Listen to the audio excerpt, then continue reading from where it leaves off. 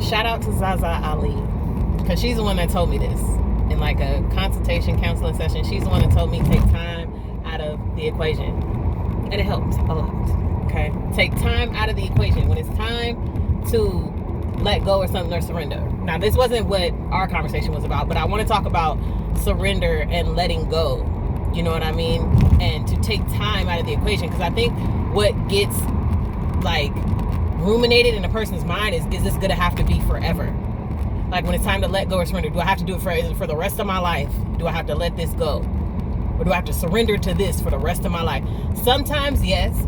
You know what I mean? Sometimes yes. If it's something you need to let go of that's detrimental or harmful to your life and your well-being, then that's one of the things you let go and never pick back up again. You know what I mean? But sometimes if it's not that crucial or severe, it might not be forever, and you have to like take that out of your thinking. You have to take the time aspect out of the equation of letting go and surrendering, you know, because it doesn't help. Like, it's already like challenging, it's already difficult, and it can already be hard to do that. You know, every human being deals with that. Like, it doesn't matter what your gender, your race, your social class, your anything, it doesn't matter. It's human nature to be attached to things, and it's human nature to not want to do things, you know what I'm saying, that need to get done sometimes. Like, that's part of human nature. So our spiritual guidance is to learn detachment, and to learn to surrender, and to learn to let go. Like, that's a discipline, and it's not easy. It's not, depending on what it is. But the factor of how long do I need to do this for, like, I feel like that's in a lot of people's minds. Like, how long how long is this gonna take? And it's like, that's not for you to worry about. That's not for you to think about. The instruction, spiritually, intuitively, is surrender and let go, right? To make space for something.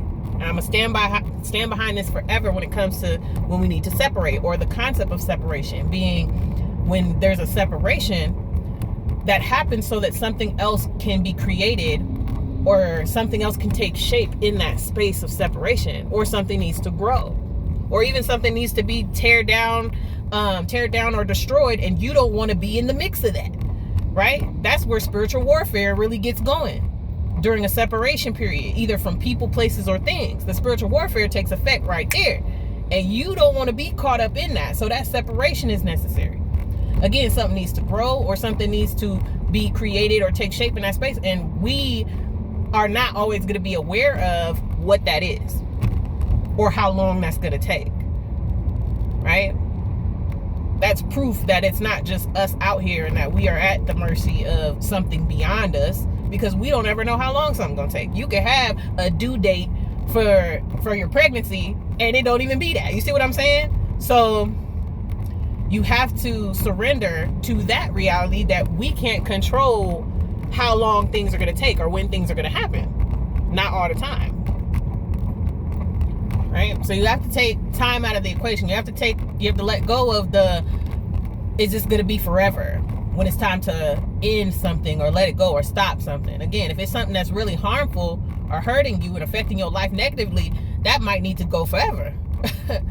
But sometimes we'll have those full circle moments. We'll spend weeks, months, years away from people, places, and things, and then come right back around to them. Sometimes unexpectedly. Sometimes you know it's going to happen, you know, based on certain things that may happen over time.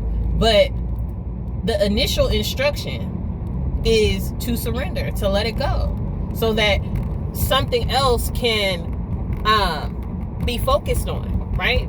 It takes up a lot of mental energy to be worried about how long something's going to take, or when something's going to manifest, or what it truly does. And it takes away from us being able to focus on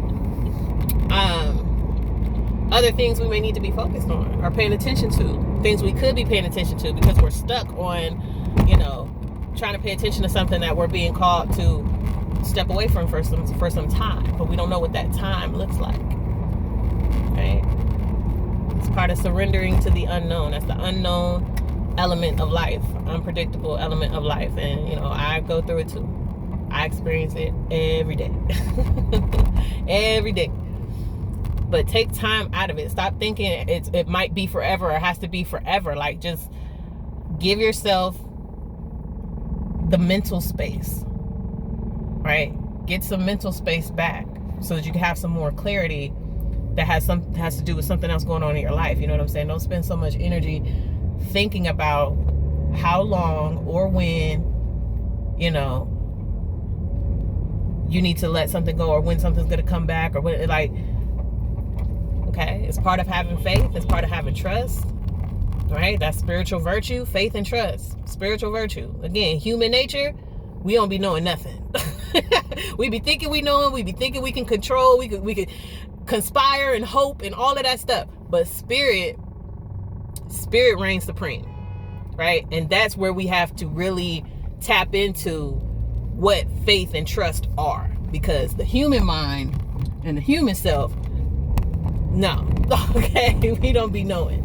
And even with our soul, right, like that, our soul has a knowing that our human brain can't comprehend.